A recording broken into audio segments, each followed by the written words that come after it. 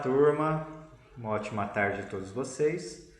Turma, na última aula online nós conversamos um pouquinho sobre a ginástica, né? Então nós aprendemos sobre toda a evolução que ela teve durante os anos, desde lá do início, na Grécia Antiga, onde tinha o objetivo, né, do culto ao corpo, do corpo bonito.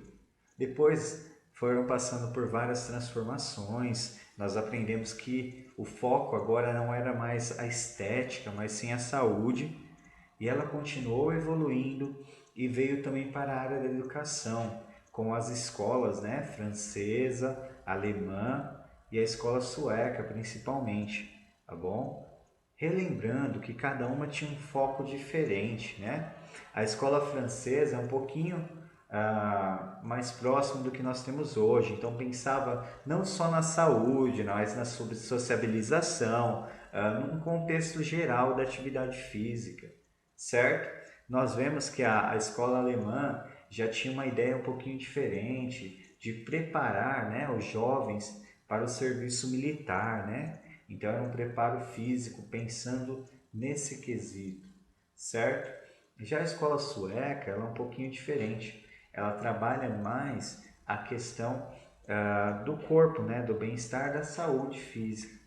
Nós vimos isso aí e nós chegamos ao que nós vamos dar mais ênfase hoje, que é a ginástica de competição, tá bom? Então nós vimos toda essa parte histórica e a primeira ginástica de competição que nós vamos falar um pouquinho aqui é a ginástica artística. O que seria a ginástica artística, galerinha? Primeiro, é importante saber que ela não é apenas um tipo de modalidade, ou melhor, ela é uma modalidade com várias outras modalidades dentro. É como se fosse o atletismo. Nós temos o atletismo, mas nós temos as corridas, os saltos e assim em diante. Aqui é a mesma coisa, nós temos a ginástica artística, porém nós temos diferentes aparelhos, tá bom? Então ela chegou nas Olimpíadas em 1896, é um dos esportes mais antigos aí, se nós formos pegar as Olimpíadas da Era Moderna, tá bom? Bacana? Então, como você pode ver aí nas imagens, são vários e diferentes aparelhos. E o professor vai passar um pouquinho dessa ginástica agora para vocês em vídeo, para que vocês possam entender. Bora lá?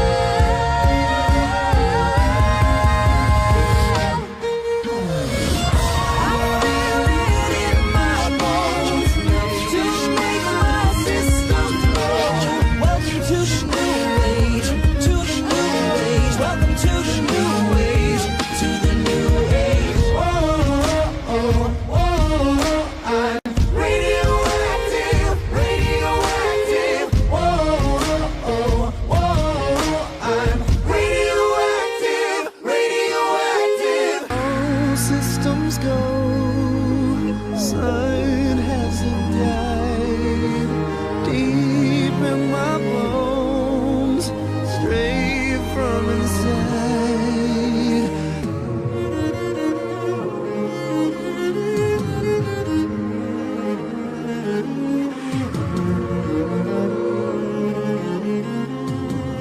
Bacana, turma. Agora que vocês já entenderam um pouquinho mais do que é ginástica artística, nós vamos aprender o que é ginástica rítmica, tá bom? Essa já é um pouquinho mais nova nas Olimpíadas, chegou em 1996, tá?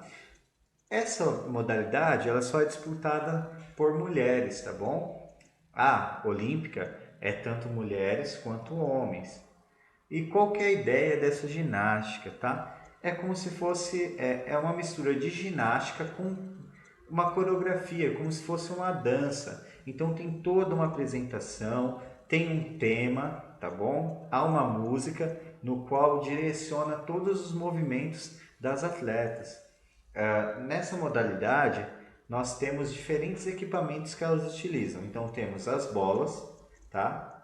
São similares, lógico, guardada as comparações, é similar àquela bola de handball que nós utilizamos, mais ou menos daquele tamanho. De handball não, desculpa, de queimada, tá bom? Nós temos os arcos, que nós conhecemos popularmente como bambolês. Os delas são melhores, mais reforçado, né? Tem toda a especificidade. As fitas, que são fitas mesmo de cetim, que elas se movimentam, né, durante a dança. As massas, o que seriam as massas? As massas, vocês já viram aquele em círculo, quando o pessoal faz aquela marabalismo? Marabalismo, isso aí, vocês entenderam. Então, é parecido com aquilo, tá bom? Então, o Pro vai colocar um vídeo para que vocês entendam um pouquinho sobre a ginástica rítmica e eu já volto, beleza? A melhor nota da primeira apresentação é 5 bolas. Somadas as duas notas, Canadá em primeiro, Cuba em segundo. O Brasil agora se apresenta para sustentar a primeira posição e ganhar o segundo ouro da delegação brasileira aqui no PAN e o tetracampeonato por equipes da ginástica rítmica. Vamos ver a apresentação das brasileiras.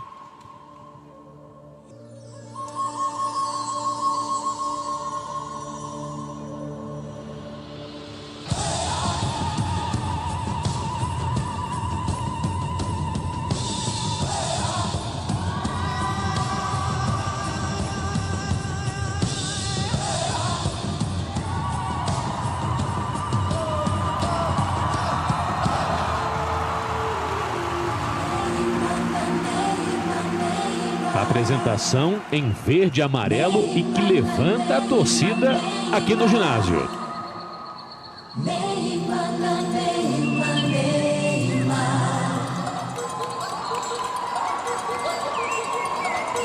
Olha que caiu uma fita. Quem foi que deixou cair, Angélica? Foi a Daiane. Tomara que não faça falta na nota.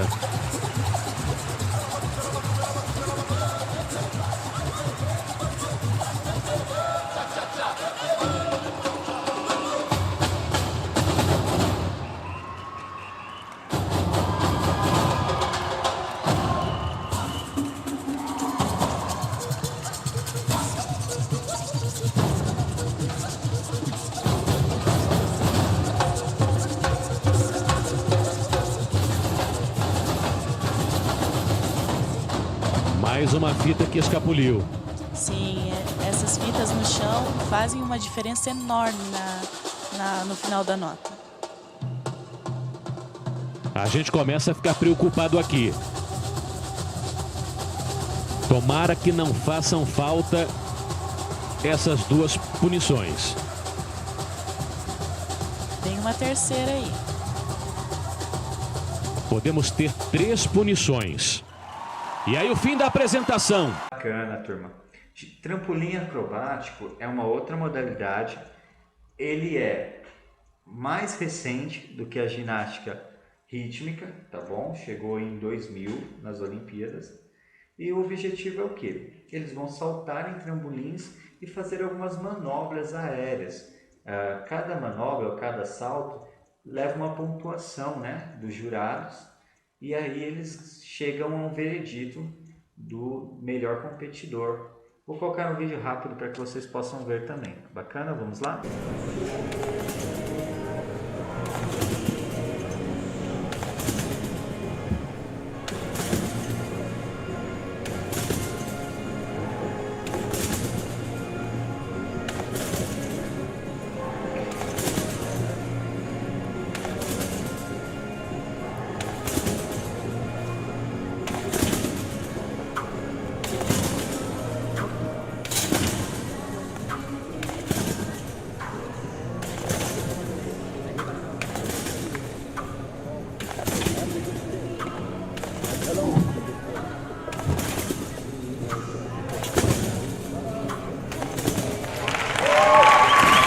Bacana, turminha. A ginástica acrobática ela não tem competição olímpica, tá?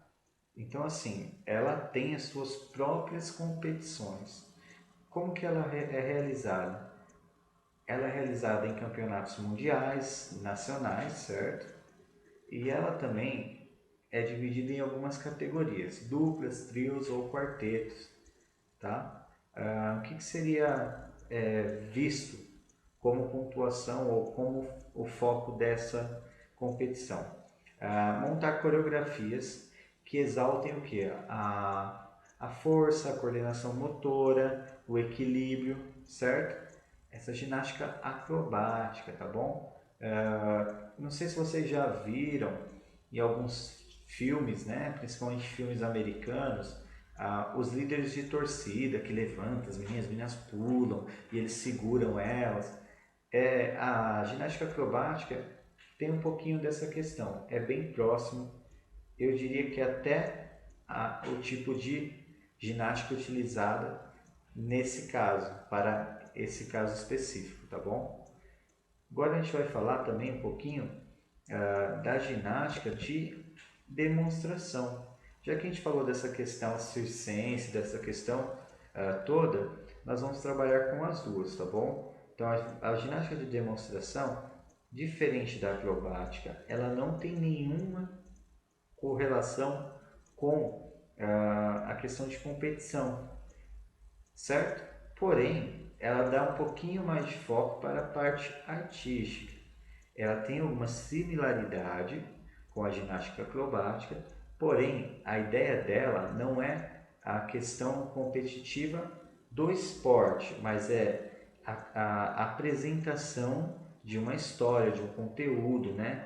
É voltado mais para uma questão artística. Eu vou colocar 2 vídeos, um de cada, para que vocês possam ver. Bacana?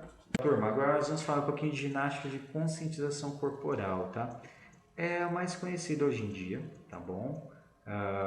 O foco é o quê? Melhorar a coordenação motora, equilíbrio, desenvolvimento de capacidades físicas, tá? Como força, resistência e melhorar todas as questões do nosso dia a dia, tá bom? Dentre elas, nós temos as fisioterapêuticas, que trabalham na reabilitação, tá? A ginástica funcional, que tem como objetivo o quê? Melhorar o condicionamento físico, tá bom?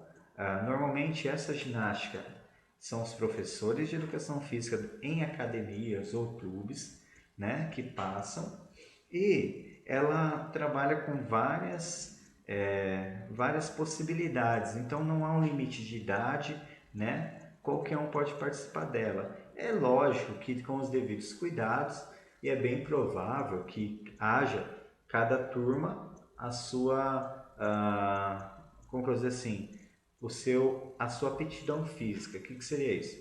Então tem a turma iniciante, a turma mediana e a avançada, mas todos podem participar, tá? É muito interessante esse tipo de ginástica, tá bom? E dentre os benefícios que tem, melhora a postura, estabilidade na articulação, força, coordenação motora, resistência e uma infinidade de questões. Ajuda na postura, ajuda a diminuir a possibilidade de lesões. É uma ginástica muito bacana. e muito difundida nas academias hoje em dia. Muitos praticantes, certo? Então é isso aí, turminha. Vamos lá ver um vídeo então?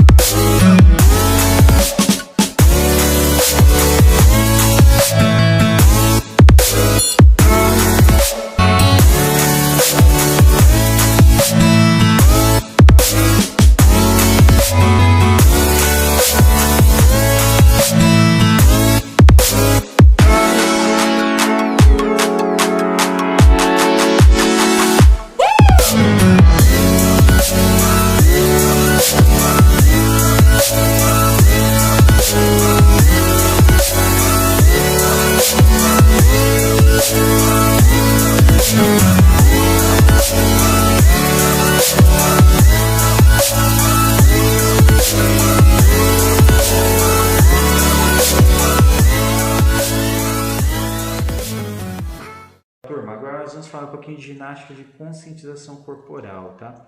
É a mais conhecida hoje em dia, tá bom? O foco é o quê? Melhorar a coordenação motora, equilíbrio, desenvolvimento de capacidades físicas, tá? Como força, resistência e melhorar todas as questões do nosso dia a dia, tá bom? Dentre elas, nós temos as fisioterapêuticas, que trabalham na reabilitação, tá?